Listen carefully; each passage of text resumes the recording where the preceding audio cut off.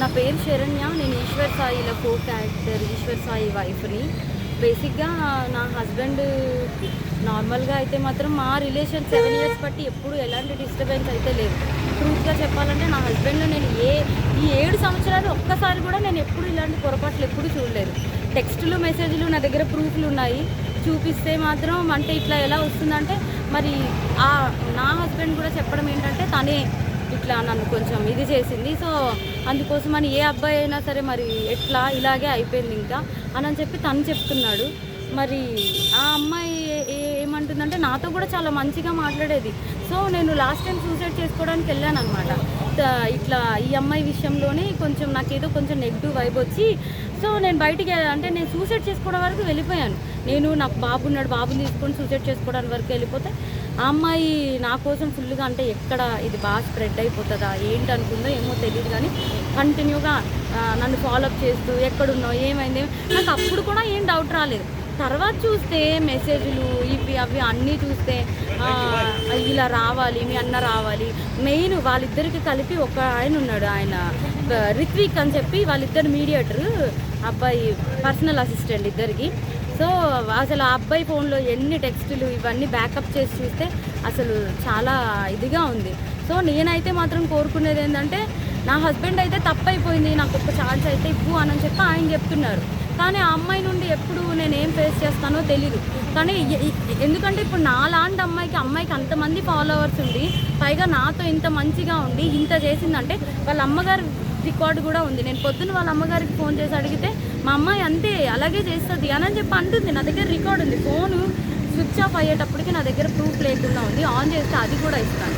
So ఇట్లాగా నాకు అన్యాయం జరిగింది. నా పేరెంట్స్ మా సిస్టర్స్ వచ్చి ఏదో చేశారు. నా హస్బెండ్ నాతో ఏదో కొంచెం పోలీసులు దీంతో ఏదో మాట్లాడుతున్నాం అవుతుంది. ఇప్పుడు నాలాంటి అమ్మాయి ఒకవేళ వేరే ఒక అమ్మాయి ఎవరైనా దొరికింది అనుకోండి, అమ్మాయి ఇదే స్ట్రెస్ తట్టుకోలేక సూసైడ్ వరకు వెళ్తే ఎంత ప్రాబ్లం. నేను ఇది ఒక్కటే ఆలోచిస్తున్నా. ఎవరైనా సూసైడ్ వరకు వెళ్ళారు అనుకోండి, అప్పుడు ఎంత ప్రాబ్లం ఉంటుంది. ఆ అమ్మాయికి తెలుసు నాకు బాబుని కొనేటప్పుడు నేను ఎంత డిస్టర్బ్ అయ్యాను, చాలా హెల్త్ ప్రాబ్లమ్స్ ఎలా వచ్చాయి అమ్మాయికి అన్నీ తెలుసు. ఒక ఆడపిల్ల అయ్యి ఇంకో ఆడపిల్లకి అంత త్వరగా ఎలా మోసం చేస్తుంది. అది కూడా నా పక్కనే ఉండి మళ్ళీ ఈశ్వర్ నిన్ను మోసం చేయట్లేదు, నేను అలాగా నీకోసం ఏడుచు ఇంత చేస్తూ నా హస్బెండ్తో అసలు అది ఎట్లా ఉండగలుగుతుంది. నా హస్బెండ్కి డ్రింకింగ్ హ్యాబిట్ కూడా లేదు, అలాంటిది తను డ్రింక్ కూడా చేయించారంటే అసలు నాకైతే అర్థం కావట్లేదు. అసలు ఈ ఫోక్ ఇండస్ట్రీ అంటే నేను చాలా ఈయనకి మంచి వాళ్ళందరూ చాలామంది మాట్లాడుతుంటే అబ్బా చాలా ఇట్లా ఉంటుంది అట్లా ఉంటుంది అనుకున్నా కానీ ఇంత అన్యాయం నా వెనక ఇలా జరుగుతుంది అని చెప్పి నేను ఎప్పుడైతే అనుకోలేదు. నెక్స్ట్ ఇదేంటంటే ఇట్లాంటి అమ్మాయిల్ని మాత్రం అసలు ఫోక్లోకి వీటిల్లోకి ఎంకరేజ్ చేయకూడదు.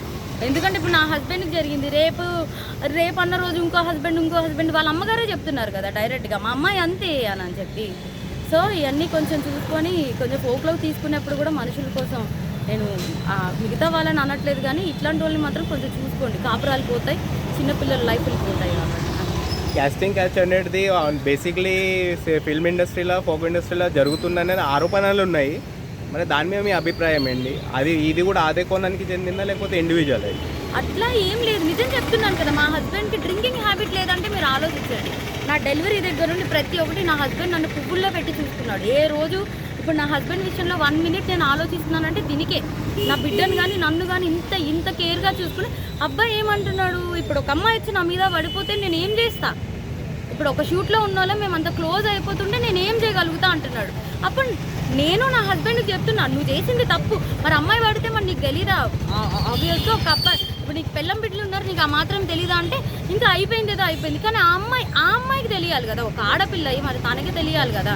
సో నాకు ఇబ్బంది ఎక్స్ట్రా కోసం అయితే తెలీదు. ఫోక్ కోసం మాట్లాడితే మాత్రం చాలామంది మంచి వాళ్ళని అయితే నేను చూస్తూనే ఉన్నాను కదా, చాలామంది మంచిగానే ఉన్నారు. కానీ ఇలా పక్కనే ఉండి గొంతు కోసే వాళ్ళని నేను ఇప్పుడే చూసాను. పైగా ఆ అమ్మాయి ఇంత సెలబ్రిటీ లాగా అన్నిట్లో డీలో వీటిల్లో వాటిల్లో ఇంత వచ్చి ఒక ఆడపిల్ల జీవితం ఒక్కసారైనా ఆలోచించాలి. పైగా తనకి బ్రేకప్ కూడా అయింది. తను నాకు చెప్పుకొని కూడా బాధపడితే నేను అన్నాను మీ బాయ్ ఫ్రెండ్ మీకు ఇట్లా చేసినప్పుడు మీరు ఎట్లా అయితే బాధపడ్డారో అట్లాగే కదా అని చెప్పి కూడా అన్నాను కూడా. తనకు ఆ మాత్రం అసలు ఏవి గుర్తు రాకుండా ఇంత ఎట్లా చేసిందో నాకు అర్థం కావట్లేదు. ఎందుకంటే మీరు అనుకోవచ్చు ఇప్పుడు ఏంటి ఈ అమ్మాయి కోసమే చెప్తుంది వాళ్ళ హస్బెండ్ కోసం. నా హస్బెండ్ 7 years బట్టి నేను కాపురం చేశాను కాబట్టి తన కోసం నాకు తెలుసు. అది నేను చెప్పే తన కోసం నాకు తెలుసు, తను కూడా ఒకటే కదా అంటున్నాడు, మీద మీద పడిపోతే నేను ఏం చేయగలుగుతాను అననే అంటున్నాడు. సో ఇదేం చెప్తున్నానంటే కొంచెం ఈ రోజుల్లో అమ్మాయిలతో కొంచెం జాగ్రత్తగా ఉండాలి, ఫ్రెండ్స్ ఇది అదే అని చెప్పి కూడా నమ్మద్దు. ఈ ఫోక్ వీటిల్లోకి అయితే మాత్రం ఫోక్ అనే కాదు, దేంట్లో అయినా సరే పంపించే ముందు ఒకసారి ఆలోచించుకోండి అంతే.